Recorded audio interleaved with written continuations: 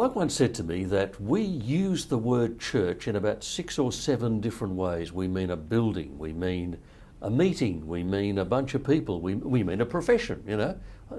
Slightly old-fashioned. People sometimes say, oh, John's gone into the church. So if we use it in so many different ways, it looks as though we're a bit confused about the word church.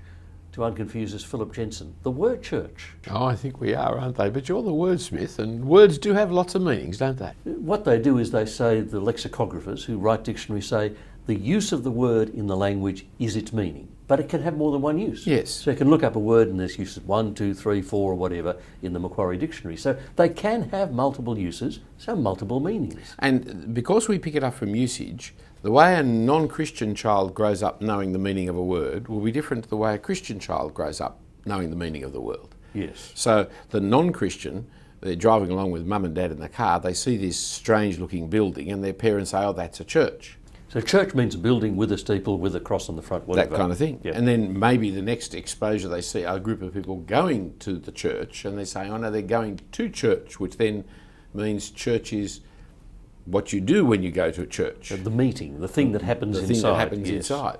Whereas a Christian goes up going to church, and while the building might be the place that the parents say, we're going to church, and then they take you to the building, they also are saying, well, we go to church. Church is where our friends meet, and so the meeting takes preference to the building.